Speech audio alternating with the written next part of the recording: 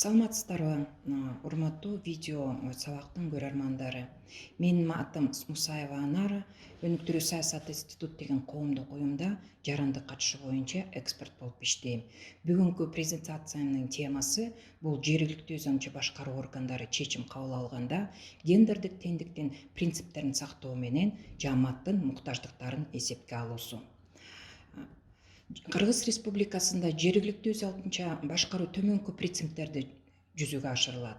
Жергиликтүү өз аңча башкаруу органдары жергиликтүү жааматтын алдында ачыктыгы жана жоопкерчиликтүү. Андан тышкары өз милдеттери менен жергиликтүү жааматтын кызыкчылыктарына жүзөгө ашырышы, мыйзамдуулук жана социалдык адилеттүүлүк. Жарандардын жергиликтүү өз аңча башкаруу органдарынын аркылуу, ошондой эле жарандардын жыйындары, чогулуштары, курултайлар аркылуу эрктерин билдириши, жергиликтүү жааматтардын укуктарын жана мыйзамда короголгон кызыкчылыктарын коргоо, коомдук ой пикирдин ачыктыгы жана эсепке алынышы. Бул принциптер жергиликтүү өз аңча башкаруу мыйзамында 3-беренеде жазылуу. Эмне үчүн коомдук пикирди билүү пайдалуу? Чыгашалар жарандардын керектөөлөрүн канааттандырып, күтүүлөрүн актай тургандай кылып, пландоо мүмкүнчүлүгүн берет. Жааматтын түзүмүн, анын ичинде кызыкчылыктар боюнча бириккен топтордун, калктын түрдүү катмарларынын керектөөлөрүн, калктын жынысына жана муктаждыгына жараша муктаждыктарын жакшыраак түшүнүүгө жол берет. Жергиликтүү өз аңча башкаруу органдары көңүл бурганын сезген калктын ишенимин арттырууга мүмкүнчүлүк берет. Максатка жетүүдө жана маселени чечүүдө жарандар менен жоопкерчиликти тең бөлүшүүгө мүмкүнчүлүк берет. Жергиликтүү өз аңча башкаруу органдары коомчулуктун муктаждыктарын эсепке алыш үчүн, аныкташ үчүн жергиликтүү муктаждыктарын биргелешип аныктоо процессин өткөрүш керек. Кыскача ЖМБА деп айтылат. Муну кандай түшүнүш керек? Бул калктын пикирин жана кызыкчылыктарын эске алуу менен маалыматты биргелешип чогултуу, аны анализдөө, иштеп пландоо процесси. Кантип түшүнүш керек? Жергиликтүү өз аңча башкаруу органдар коомчулук менен биргеликте коомчулуктун муктаждыктарын аныктап чыгып, артыкчылык көйгөйлөрдү аныктап чыгып, аларга биргелешип анализ жүргүзүү жана чечүү боюнча иштерин пландоо. Эмне үчүн кайсы учурда жергиликтүү өз башкаруу органдары ЖМБАны колдонуш керек? Коомдук мааниге ээ болгон чечимдерди кабыл алууда. Мисалы, социалдык экономикалык өнүгүү программаларды иштеп чыгууда, аймактын өнүгүүсүн стратегиялык пландарды иштеп чыгууда, анын ичинде инвестицияларды пландоодо, муниципалдык социалдык заказды түзүүдө, айрым социалдык топторду колдоо саясатын жүргүзүүдө, мисалы, аялдарды, балдарды өнүктүрүүдө, жаштарды, миграцияга учураган кыздарды жана аялдарды, башка программаларды, пландарды жана стратегиялык пландарды иштеп чыгууда. Кандай усулдар менен колдонуш керек ЖМБА процессин өткөрүп атканда? Бул картирлөө, көйгөй галереясы, себеп натыйжалаш байланыштар, анкета толтуруу, ошондой эле WhatsApp'тардагы тайпалар аркылуу. Картирлөөнү кандай түшүнүш керек? Картирлөөнү кандай өткөрүш керек? Мында жашоочулар айыл картасын өздөрү тартат. Усул жергиликтүү жааматты жана анын ресурстук базасын билүүгө жардам берет. Кандай көрсөткүчтөр ушу карталарда көрсөтүлүш керек, белгилениш керек? Инфраструктура абалы, жолдор, үйлөр, курулмалардын абалы көрсөтүлүш керек. Суу участкалары жана башка ушу сууга тиешелүү ресурстар белгилениш керек. Айдоого жарамдуу жерлер, экологиялык, агроэкологиялык зоналар, бул топурактар, тоонун бети, дөңсөлөр, токой, жайыттар көрсөтүлүш керек, дүкөндөр жана базарлар.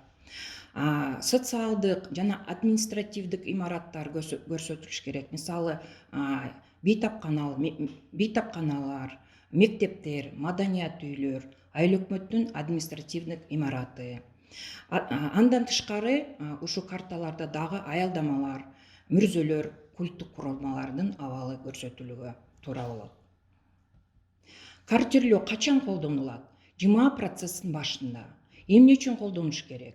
катышуучуларды активдештирүү үчүн, ресурстарды жана инфраструктуранын абалын изилдеш үчүн, ресурстар тууралуу маалымат чогултуш үчүн, көйгөйлөрдү аныкташ үчүн жана көйгөйлөрдү ачыкка чыгарыш үчүн. Муну кантип жазаш керек? Мына сүрөттө көрүнүп атат. ЖМБанын катышуучулары ушул картага көчөлөрдүн абалын көрсөтүп атат. Кызыл түстүү менен белгилеп, имараттардын курулмаларынын абалын көрсөтүп атат. Ушул кызыл түстүү менен белгилеп. Көйгөй галереясы. Бул усул эң маанилүү көйгөйлөрдү аныктап чыкканга жардам берет жана ошо көйгөйлөрдүн ичиндеги кайсы көйгөйлөр артыкчылыктуу ошого дагы аныктоого жардам берет. Качан колдонулат? Картирлөөдөн кийин. Эмне үчүн колдонулат?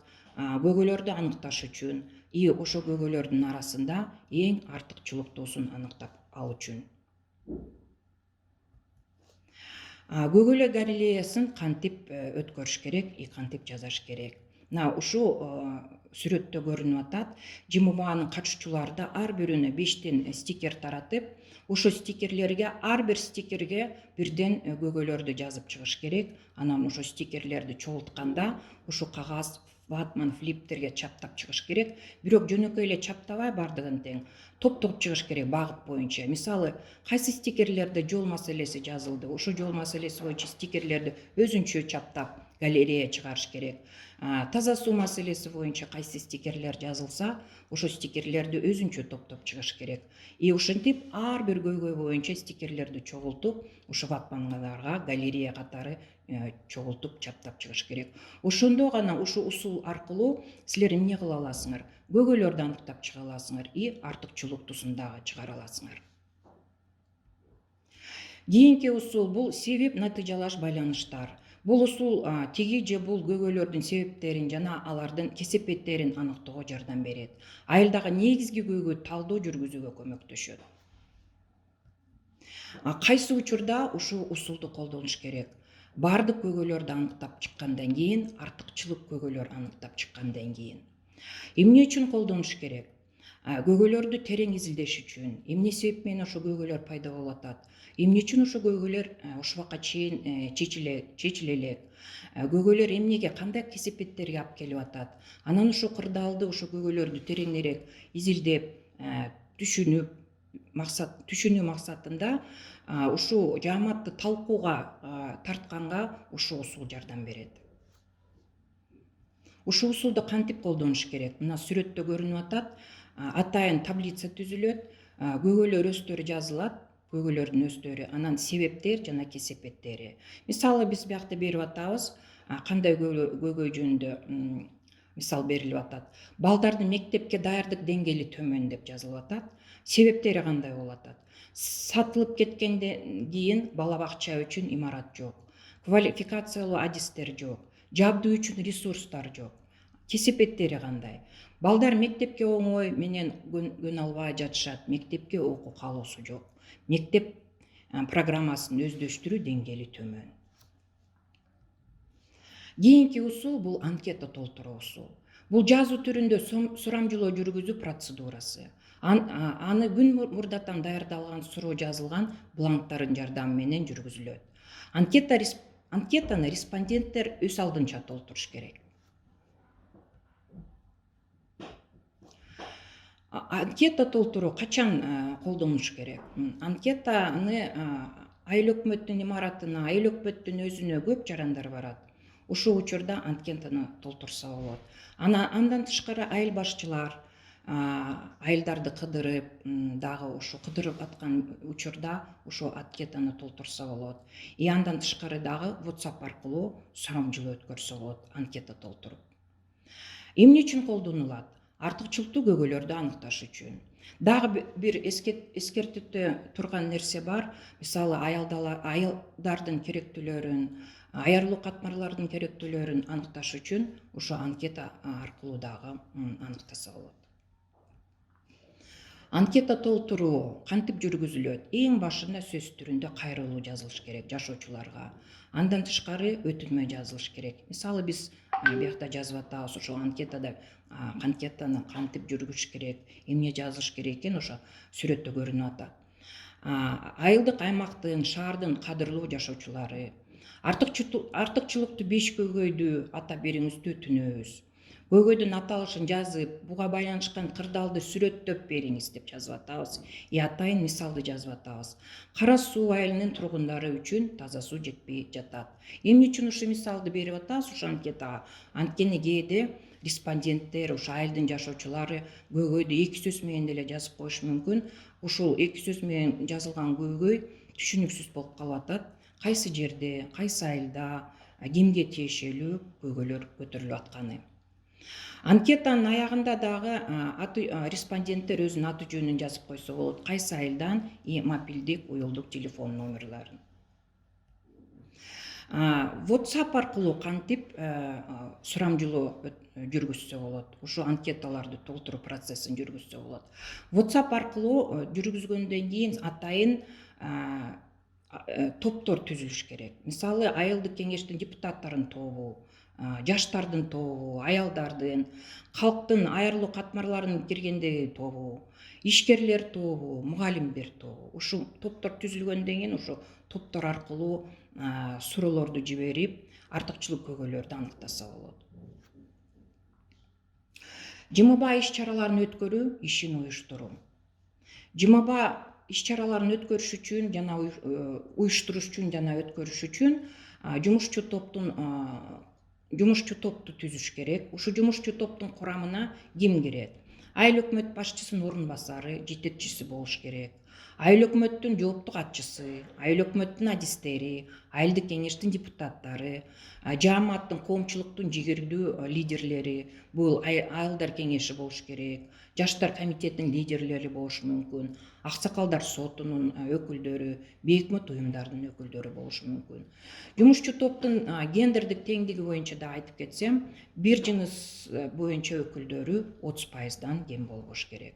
Жумушчу топтун курамын айыл өкмөттүн буйругу менен бекитип коюш керек. Жумушчу топтун милдеттерине эмнелер кирет? Эң биринчи жумушчу топ өздөрүнө план даярдап алыш керек. Анан иш-чаралардын графигин. Иш-чаралардын графиктен кийин жолугушуулардын программасы даярдалыш керек. Кайсы жерде кандай иш-чара өткөрүлөт, катышуучулардын да тизмесин даярдап алыш керек. Катышуучуларды дагы иш-чараларга катыштырыш үчүн чакырыш керек аларды. Кеңсе буюмдарды да даярдоого зарыл. Иш-чараларды өткөрүш керек жумушчу топтун мүчөлөрү, андан тышкары эң аягында дагы отчет түзүп чыгыш керек. ЖМБ иш-чараларын уюштуруп атканда сөз түрүндө гендердик теңдик принциптерин сактап, ошол талаптарга жооп берип, уюштуруу иштерин жүргүзүш керек. Мисалы, биз баарыбыз билебиз, биздин коомчулук кандай социалдык топтордон түзүлөт. Бул калктын айрылуу катмарлары, мүмкүнчүлүгү чектелген адамдар, толук эмес үй бүлөлөр, кызматчылар, ишкерлер. Ушу категориядагы ушу топтордун өкүлдөрү сөзсүз катышуучулардын тизмесин киргизилип, ушу ЖМБнын иш-чараларына катыштырыш керек. Андан тышкары дагы баарыбыз билебиз, что аялдар менен эркектер бирдей ушу иш-чараларга катыш керек.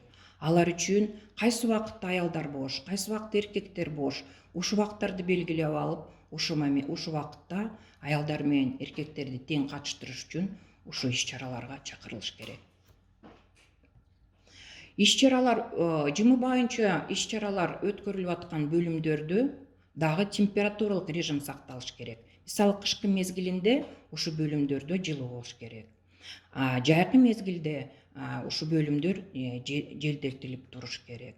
Анан бүгүнкү күндө баарыбыз билебиз, өзгөчө кырдаалда турабыз азыркы убакта. Ал үчүн ЖМБнын катышуучулары бет кап тагынып туруш керек, антисептик колдонуп туруш керек. Анан катышуучулардын ортосунда 1–1,5 метр аралык сакталып туруш керек, сөзсүз. Буга чейин отчет боюнча дагы айтылды. Ушу отчетко дагы кичине көбүрөөк токтолуп койсом. Отчетту ЖМБ боюнча сөзсүз түрүндө түзүлүш керек. Анан ушу отчетторду жумушчу топтун төрагасы жана катчысы түзөт. Отчетторго кандай маалымат киргизиш керек? Биринчиден ким отчетту түздү, кайсы күндө түзүлдү, анан канча чаралар өткөрүлдү, кимдер катышты, ошол сандарды да берилиш керек. Жаштар боюнча мисалы 14төн баштап 28-ге чейин канча киши катышты, 29тан баштап 54гө чейин, 55тен дагы жогору.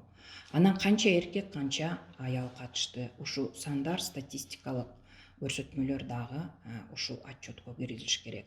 Андан тышкары артыкчылык көйгөйлөрдүн тизмеси, анан ар бир көйгөй канча добушка ээ болду, ушунун баары жазылыш керек. Анан ар бир көйгөй сүрөттөлүп берилиш керек отчетто. ЖМБ иш-чаралары боюнча отчет эмне үчүн керек? Отчет бул программаларды түзүүдө, ар кандай пландарды түзүүдө керек болот. Ошол пландарда тапшырмаларды койгонго, индикаторлорду койгонго жардам берет. Отчет бул мониторинг жүргүзгөнгө, жергиликтүү жааматтын алдында отчет бергенге негиз болуп эсептелет. Урматтуу видео сабактын көрөрмандары, менин презентациям соңуна чыкты. Кандай бир суроолор болсо, ушул презентацияда жазылган телефон аркылуу суроолоруңарды берсеңер болот, жана ушул электрондук почтага дагы жазсаңар болот. Көңүл бурганыңыздарга чоң рахмат.